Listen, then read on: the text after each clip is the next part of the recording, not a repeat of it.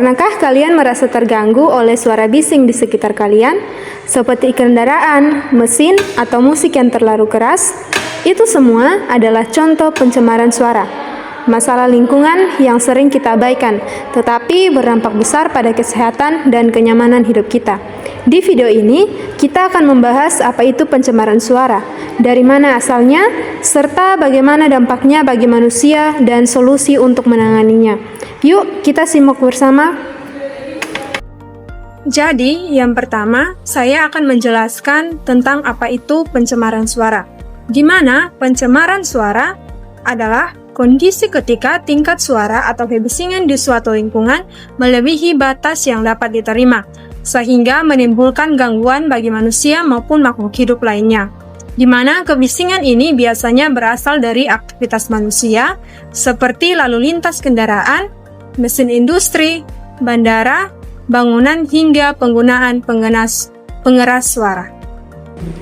Selanjutnya, penyebab dari pencemaran suara, di mana penyebabnya itu yang pertama dari transportasi, di mana kendaraan bermotor, kereta api, dan pesawat menghasilkan suara keras akibat mesin dan gesekan, terutama di daerah padat lalu lintas.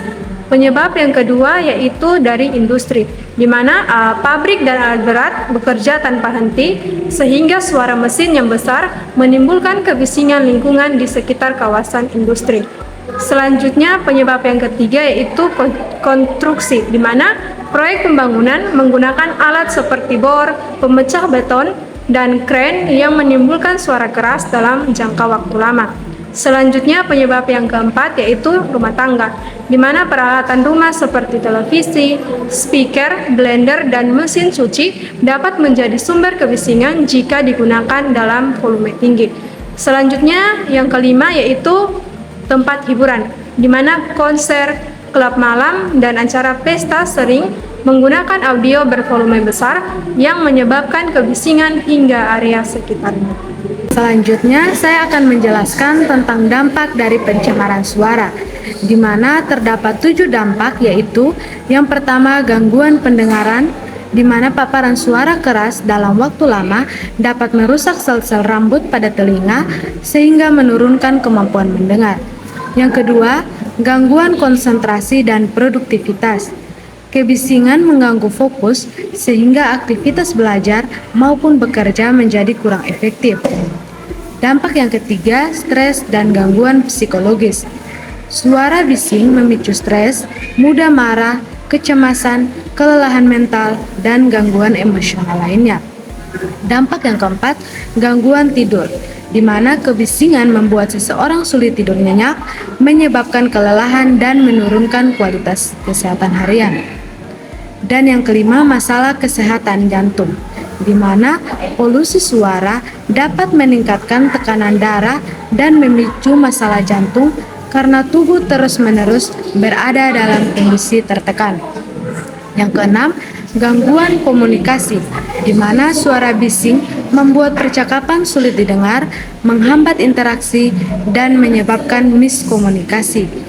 Dan dampak yang ketujuh, dampak pada hewan, di mana kebisingan mengganggu navigasi, komunikasi, dan perilaku hewan, terutama hewan liar seperti burung dan mamalia laut. Selanjutnya, solusi dari pencemaran suara yaitu yang pertama, pengaturan lalu lintas, di mana mengatur alur kendaraan, membatasi kendaraan berat di jam tertentu, dan memperbaiki jalan dapat mengurangi kebisingan dari transportasi.